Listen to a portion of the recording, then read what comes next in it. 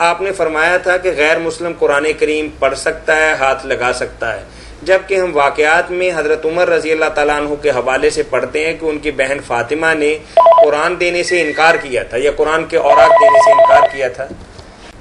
بہت اچھی بات ہے، آپ ایسی چیزیں جو ہے نا وہ سوال اٹھا دیا کریں نا تاکہ کثر رہ گئی تو وضاحت ہو جائے۔ صحیح بات۔ آپ سے سوال تو یہ جو ہے نا کہ قرآن مجید غیر مسلموں کو نہیں دینا چاہیے۔ دیکھیں نا اللہ کے رسول اللہ علیہ وسلم نے جو خط کیسر روم کو لکھا صحیح بخاری میں، اس نے قرآن مجید لکھا قل یا اہل الکتاب تعالوا الی کلمۃ سواء، یہ سارا کچھ لکھا، کافر کے ہاتھ میں جانا تھا۔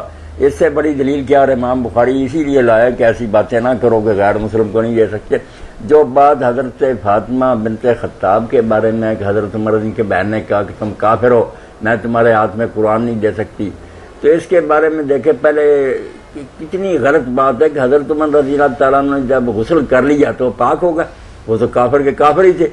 جو کافر ہونے کی وجہ سے آدمی ناپاک ہے، نہانے سے وہ پاک ہو جائے گا، نہاتے تو رہتے ہیں کافر نہیں۔ یہ بات درایتاً بھی غلط اور روایتاً بھی غلط، سب لوگ سن لیں، یہ قصہ بالکل باطل ہے۔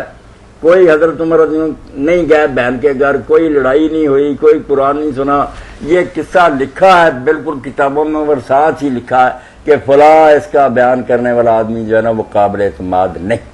یہ واقعہ نصب الرایہ میں امام ذیلی اور اسی طرح امام ابن حجر فتح الباری میں لکھتے ہیں کہ ایک ہی اس کو بیان کرنا ہے، یہ اعتبار والا کوئی نہیں، یہ ثابت قصہ۔ حضرت عمر رضی اللہ جو مسلمان ہوئے وہ سبب اور ہے، یہ کہانی مشہور ضرور ہوگی۔ اب آپ حیران ہوں گے کہ مولوی صاحب نے کیا کہہ دیا۔ اگر سیرت النبی اردو میں مل جائے شبلی نعمانی رحمۃ اللہ، وہی کم از کم آپ دیکھ رہے ہیں تفصیل سے بتایا کہ یہ بات کوئی نہیں، رد کیا اس کو۔ مسلمان کیوں ہوئے تھے؟ چلو اگر نہیں آئی کال تو وہ بیان کال نہیں آئی تو حضرت عمر رضی اللہ کہتے ہیں کہ ایک دن مجھے نیند نہیں آئی، میں حرم شریف کی طرف نکل گیا کہ وہاں کوئی شراب پینے والے دوست ہوں گے تو ساتھ شراب ہی پیئیں گے، باتیں کریں گے، اس وقت غیر مسلم جیسے، تو وہاں کوئی ساتھی نہیں ملا اللہ کو جو منظور تھا۔ میں مسجد کی طرف گیا تو اس وقت سرکار رسالت مآب علیہ الصلوۃ والسلام نماز پڑھ رہے تھے تہجد کی، اور قرآن مجید پڑھ رہے تھے ذرا اونچی آواز سے، سورہ الحق کا تلاوت کر رہے تھے۔ مجھے بھی موقع ملا، کوئی اس وقت نہیں تھا، نہ شرارت کی کوئی نہیں، سننے لگا۔ سنتے سنتے نا میرے دل میں آیا کہ یہ سب شاعری، یہ باتیں تو کچھ بھی نہیں ان کی حقیقت، مگر جیسے شاعر بے حقیقت چیزوں کو بھی اپنی شاعری سے سمجھا دیتے نا کہ جیسے سچی ہے، ایسی باتیں اور کوئی نہیں۔